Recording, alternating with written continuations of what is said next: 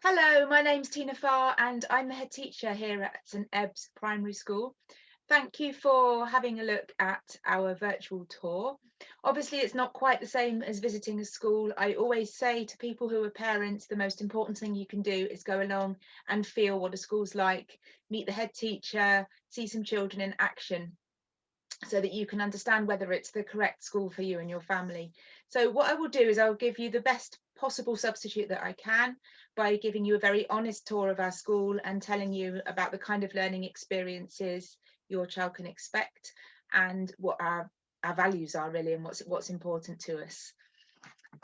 Okay, so the picture that I have in the background here, I'm very lucky. One of my governors has a business that specialises in making visual meanings out of organisations' visions. And we've produced this from starting with me, moving to our staff and our children and our parents and our governors. So everybody involved in our community has had a say in producing this. And this reflects some of the things that I'm going to talk about as we go through. So you'll see some snippets of this picture as we go through. Obviously, there's a lot in here. I won't be able to cover everything, but you'll be able to have a little look at it in your own time as well. So the very first question that I just like to be very, very clear with parents, this question about what the purpose of education is. I think it's very important for a school to define that. And quite often from our own upbringings and our own experiences of school and the way schools are portrayed, we can be led to believe that schools are all about getting children to pass tests. Now, of course, tests are a reality and they can be a really positive experience. They can really help with learning, but it shouldn't be the only purpose of a school. So what we talk to the children about, and what I constantly talk to my staff and parents about, is that you have this is a child's education, and about this much of it is being able to pass tests and knowing how to revise and be ready to show your knowledge off to the best of your ability. But there's so much more to education than that. And the way that we define it here at St Ebbs is that statement at the bottom, which you'll find in our vision picture. And that is to develop wise, compassionate citizens with the power to make a difference. So I will talk about that a bit more as we go through the presentation, and you'll see that reflected in some of the things that I'm going to share with you. So we're all about working with you to help your children be the absolute best they can be. Now, my very favourite part of our vision picture is this picture here. So this represents the uniqueness that you bring your child to school with. So if we go back to the main picture here, you can see the parent in the bottom left dropping their child off. This could be at age 4 when they first start, or it could be every morning. And then as your child goes through their day or through their 7 years with us, our aim is that we develop them as individuals. So they're holding something in their hands, which is what makes them unique and makes them them. And our pledge to you as parents is that we will help your child to grow that and develop that in their time with us. We won't try and make all of our children the same. We will find out what makes them tick. We'll find out what they would spend all day doing if they could. We'll find out what they love to learn. We listen to them and respect them. And that is my favorite part of this picture, because it really does represent what we're all about. And you will know, as parents of 3 or possibly 4-year-olds, that your children have a lot of questions, and they come into us with that curiosity at 4, and our job should be that they leave when they're 11 with bigger and better questions, and they're still discovering, and they understand that there's a whole world out there which is theirs to discover.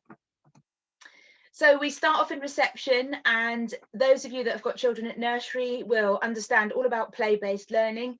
So the enabling environment that we set up in reception, and you can see a whole lot of variety of activities here. So there's things going on in the mud kitchen outside. There's some exploration of numbers going on, little chap holding up the number 5 there. There's marble runs. There's conversations happening in a little hut, and a picture inside there of the reading corner as well. So the children have activities that are set up that are child initiated, and quite often they will mirror what the adults have been teaching them, so they'll know what to do, and some of them are activities that they've just chosen to do themselves. So it's a real mixture, and again, our teachers work very hard to try and reflect the interests that the children have. So inside the classrooms, we've got both of our teachers here. So at the top left, that's Mrs. Watts, who teaches Darling class. and you can see her leading an adult-led activity with the children. So she will work across the day with different children to make sure that she's seen everybody. Sometimes that might be a reading, maths or writing activity. Sometimes it'll be an art and craft activity. And then underneath you can see Miss Duncalf, who is the teacher of Gary class, and she again is working with her class next door on a similar kind of thing that's initiated by her. And then just to the right, we've got some whole class teaching. So the teachers do a little bit of getting the children together on the carpet, and this is the children having their daily phonics lesson. Okay, so it's a real mixture in reception with a big focus on play. Parents in reception and year one have access to an app called Tapestry, where you can log in and you can find out how your children are getting on at school. So this is where the teachers share with you the constant assessments that they make of your children. And the best thing about this is that you can upload photos of achievements at home as well. So again, this is part of recognizing about your whole child with their own unique interests. So if they've achieved something like riding their bike for the first time or staying in their own bed all night, all sorts of different things that can be big achievements at this age, you can upload those and you can share them with us, or just something that simply amazed you. So the teachers will annotate the pictures, and it to help you understand the kind of achievements that they're experiencing at school. And between us, we build up a really great picture of your child. Now, it's really important that you know that we continue play-based approach in year one. So it's kind of a play-based plus approach. The children are obviously a year older, and the texts that they learn from, the reading books that they learn from, are more difficult, and the level of activities that the teachers set are more challenging.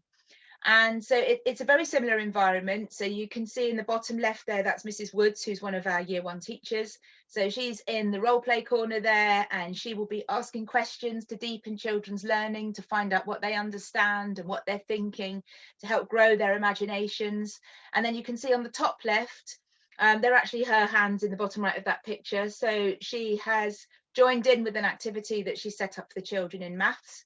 And again, she then chooses to do the teaching that she's planned, where she moves their learning on. And here they were using non-standard units, cubes, to measure the weight of a shark. So again, that's what I mean by adult modelling. So the teacher will do that with the children, and then they can continue the learning themselves. So again, Tapestry continues, where the staff in the room take photos alongside all the adults intervening and asking questions to move children's play on.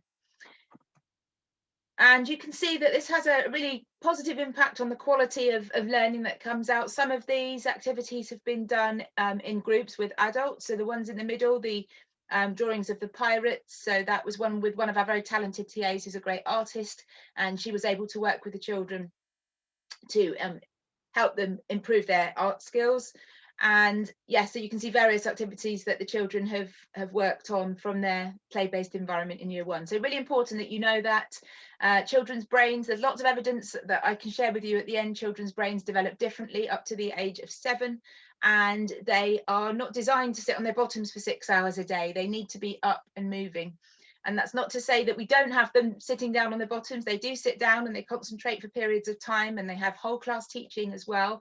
But children still need to develop their social skills, and they need to develop their imaginations and their curiosity.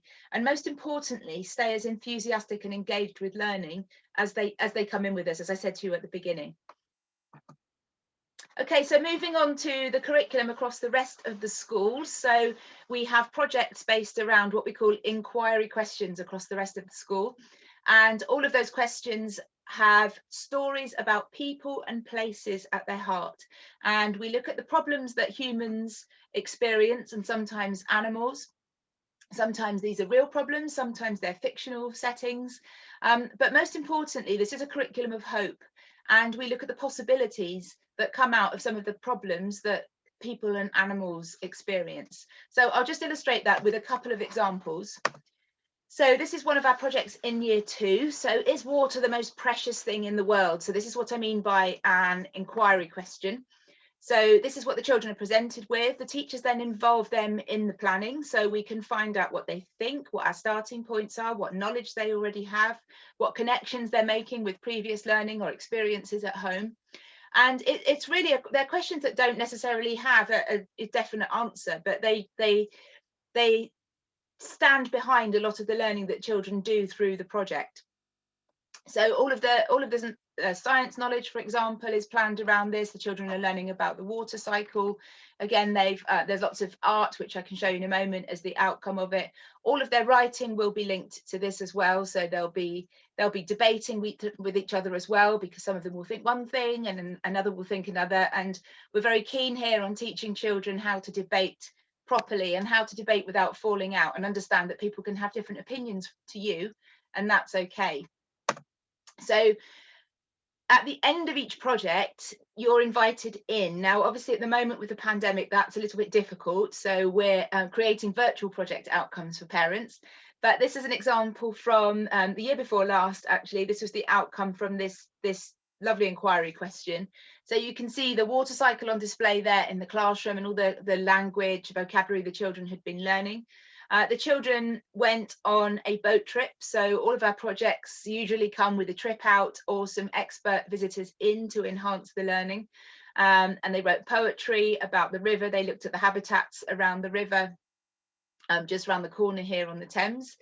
And they produced some beautiful Hokusai artwork. And in the centre of our school, we have an art gallery, which we've painted white, and we frame the children's artwork and we open it up. So one of my jobs as a head teacher is to cut a lot of ribbons to declare this gallery open, which is one of my favourite jobs.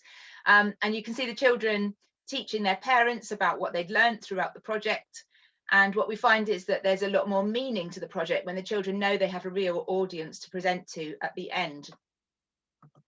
So just this slide just tells you a little bit more about that. So this is from some research by Ron Berger, who's a US consultant. And if you look at the arrow on the right, so the difference is between coming to school and doing something because your teachers asked you to.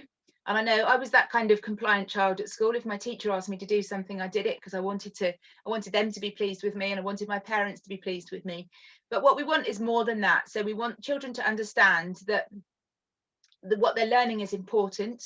It's important that they come to school and they engage with what's going on, because they've got something important to do at the end. They're going to be presenting this to their parents, possibly the experts that have been involved in creating the project, possibly a wider community audience as well. And more important than that, they know that what they're doing is important. So that whole thing about being of service to the world. So with this water question, the children started off with a picture of a child in Kakuma in Kenya who survives on 7 litres of water a day. They worked out how much water they use, and they were thinking throughout the project about whether that was okay, if you like, and why was it that some people in the world have more water than others? Should we try and use less water as a result, for example? So thinking of lots of questions and kind of ethical decisions around that. So over the course of your child's time at St Ebbs, you could be invited to an art gallery opening. It might be a museum. We've presented restaurants to parents before, graduation ceremonies, film premieres, book launches, elections, and the children through their projects as well will learn about how to do that learning exhibition really, really well. So if, for example, they are presenting an art gallery like the one I've just shown you, we'll try and take them to an art gallery so they can see how it's put together and they can learn how to make theirs really, really good. So here's one other project. So this is What Do Humans Need? Do we need art, and why? And this was a Year 3 project around the Stone Age. And children considered that big question all the way through here, and they ended up building a cave in the hall. And their whole ethical question here was around the discovery of Stone Age art, and whether as human beings we should be allowed to be tourists and we should be allowed to go and see that art, with the risk that it ends up being ruined. So what the children decided to do, what they decided is that we should preserve the art and learn from it as much as we can, and that we should build a replica cave so that we can then teach other people about it. So these are parents and local members of the community arriving for a tour in the cave and seeing the children's artwork and their own representation of Stone Age art, and hearing all of the knowledge around that, when the Stone Age was, what the 3 periods of the Stone Age were, how people lived, all of those things you might expect from a history project. So this is a really fantastic one as well. So as you can see, there's a real lot of variety in how children end up presenting their work to you, and that gives you a really good idea about what they're learning. What we're finding from this approach is that the knowledge that the children need to acquire sticks really well because they're learning through stories, and also that they're talking about their learning much more at home. So when parents ask children what they've been learning, they're much more likely to tell them, again, because it's important and they feel engaged and involved in it. We've been doing this approach for about 1.5 years now, and we've got lots to learn still. We're a real learning organisation here at St Ebbs. We take lots of feedback from you and the children and each other, and we think, okay, what went well and how can we make it even better next time? Okay, a couple of other things to know about our school. We work a lot on growth mindsets for everybody, whether you are 4 or 82, who's the age of our oldest staff member. And a growth mindset, you may have heard about this, but it's all about understanding that you don't just have clever people and not so clever people, that our brains are elastic, our brains are plastic, if you like, and they grow through two things: through effort and through being willing to accept feedback, being willing to accept criticism, and understanding that that's, as I said to you just now, that we're a learning organisation, understanding that that criticism is there to help you be a better learner. That's something that I model to the children as well. So, for example, just lately we've been trying new ways of doing assembly. So obviously we've been using Zoom because we can't get together in the hall. And straight away after my first one, I went to stand in the doorway of each of the classrooms and said to the children, you know, phenomenal learners, and I tried to be a phenomenal learner, they need feedback so that they can keep improving and they can keep being better. And I said to children, please don't let me waste my time by presenting an assembly on Zoom if it's not working for you. Tell me what worked well, tell me what I can do better. So we model that as adults, and that's the kind of trusting atmosphere that we set up in the classroom as well. So it's really important for learning that it's not just about getting the right answer all the time. There should be some element of struggle. We should be okay with embracing challenge, and of course we can all be fixed mindset about certain things at certain times. And these are some of the phrases that we use in school. So as I say, we do teach children about the brain. We teach them that learning sometimes can feel really hard. It takes a lot of effort. You can sometimes feel a bit upset and frustrated, and we just teach children to recognize those emotions and know that that's okay. That phrase there that's just underneath my talking head here, it says, I can't do this yet. So if a child says I can't do it and they're showing that frustration, we use that phrase with them, and you say, well, you can't do it at the moment, but with the right kind of feedback and help, and by doing lots and lots of practice, you will be able to eventually. So that, in a nutshell, is growth mindsets. If you look up the work of Carol Dweck, Stanford University professor, you'll find out more about this research. Here's just a list for you as parents. So often parents say, what can I do to prepare my child for school? There's lots of things, and we'll talk to you about that later on in the year when we do our sort of induction meeting. But these are some really brilliant books that you can buy, which help children to understand, as I said, about elastic brains and effort and perseverance and practice and all of those things that set them up when they come to school. Because it's really amazing how young children can get that idea, that fixed mindset idea. So we work really hard to teach them about that. Okay, lots of parents, obviously, when they come, ask me about being a Church of England school. We are a Church of England school. You'll see that in our title. We're very proud of that. But we're also very proud of the fact that we're a very, very diverse school. So in a nutshell, we have roughly 1/3 of our school population declare the Christian faith, 1/3 declare no faith, and the other 1/3 declare many, many other faiths in between. So we are really multicultural. I love that picture in the middle about one humanity, many faiths. That really makes our school up. And we do have a daily act of collective worship, or otherwise known as assembly. Some of those we usually do together in the hall, or as I said, on Zoom, and some of those we do in our classrooms. That does include a prayer, but the assemblies in schools are invitational. So I will always say to the children, I'm going to say a little prayer now. If you'd like to join me, please do. If not, I want you to have a think about what I'm going to say. We also celebrate celebrations from other faiths. So we'll be celebrating Diwali, for example, on Friday. When I left school this afternoon, there was a dance being prepared by some year sixes to share with the children to celebrate Diwali. So we do all of those things together, and we, as I said earlier, we talk with the children, we debate with the children, and help them to understand that it's okay to have a different faith or no faith from someone else.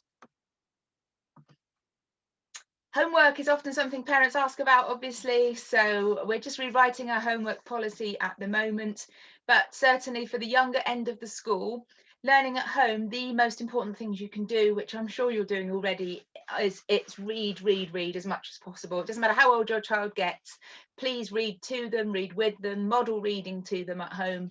That is the thing that makes the biggest difference, as does playing, as I explained earlier, and talking. Really, those conversations you have around the dinner table, they're the most important things that you can do at the very youngest age.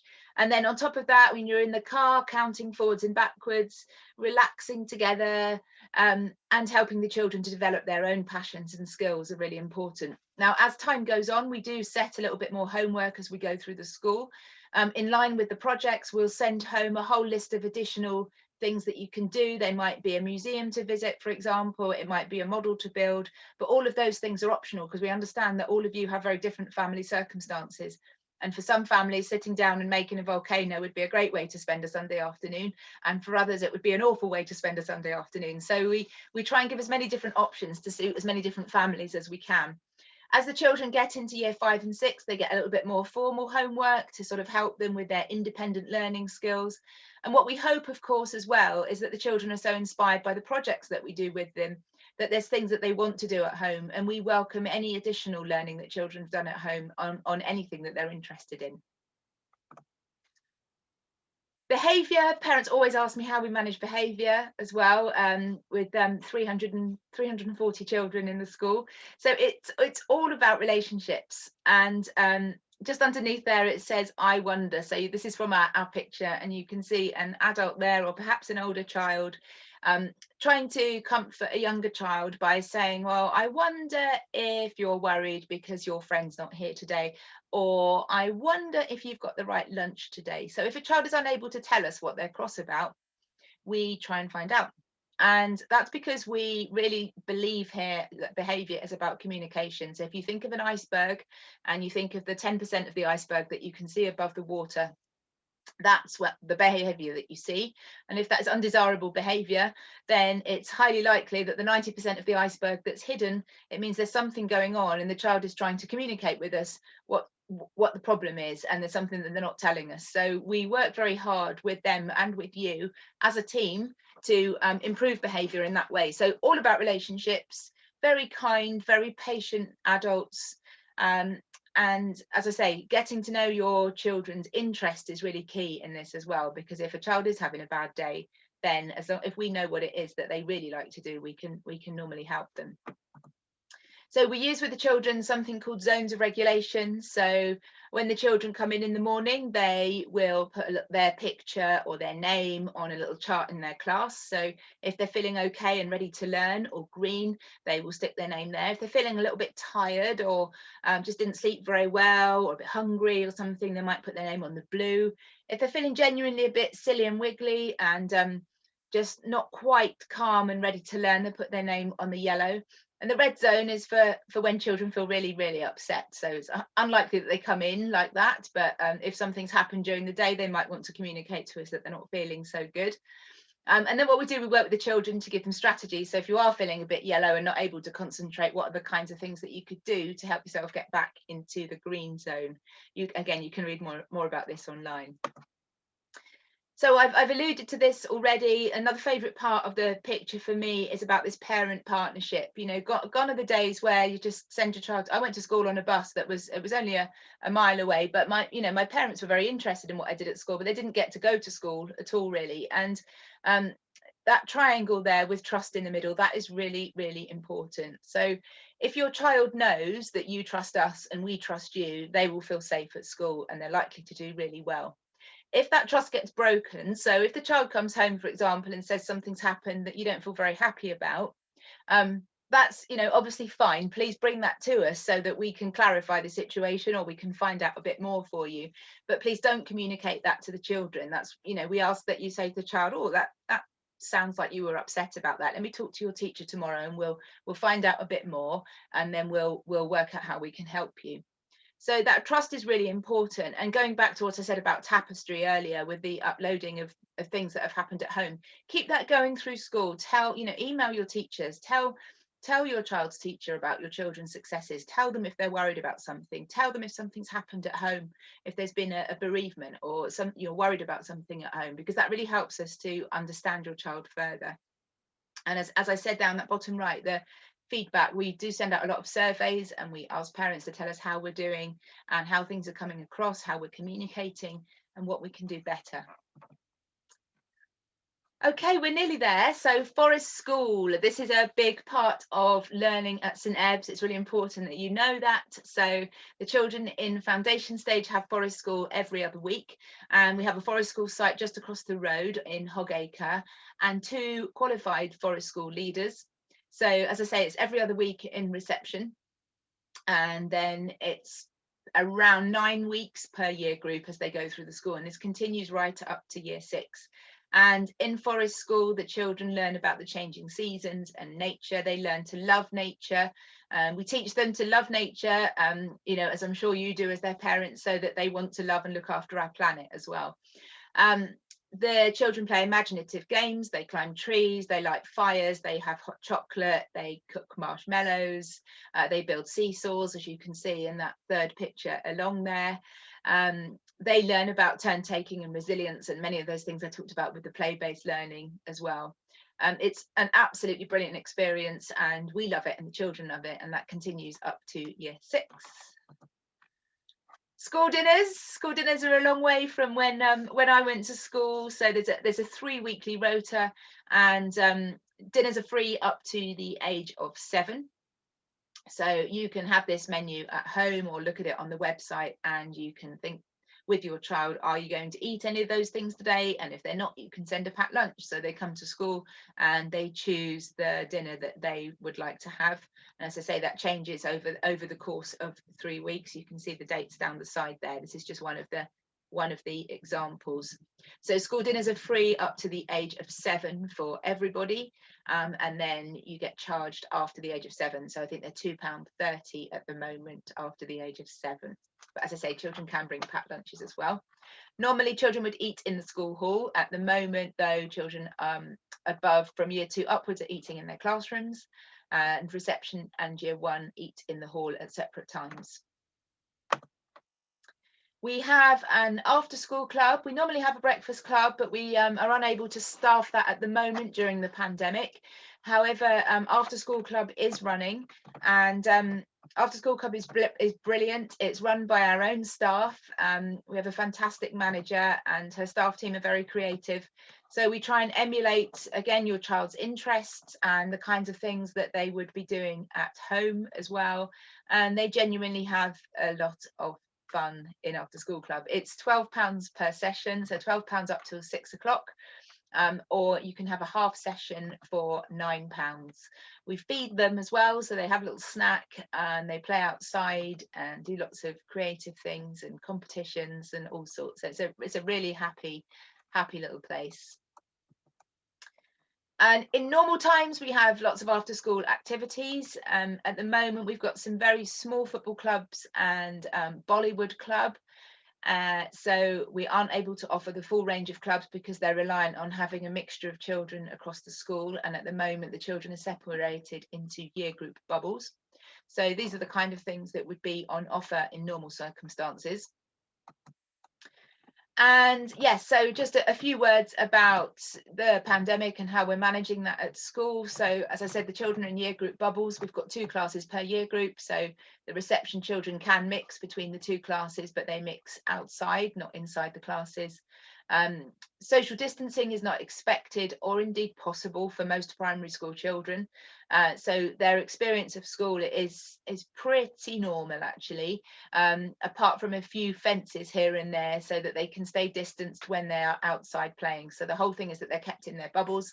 And then if somebody in the bubble tests positive, you don't have to close down the whole school. You can just close down the bubble and have remote learning from home. So we've done a lot of work on our remote learning policy, as it has have a lot of schools, and we've got different things in place for different ages.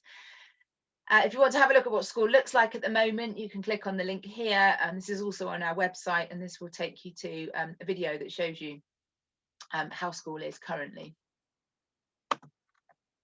Okay, so one last slide from me before I share some recommended reading for you. So this is an old picture, you've probably seen it, one of my favourites. So going back to where we started with your lovely, unique child who you're leaving in our care.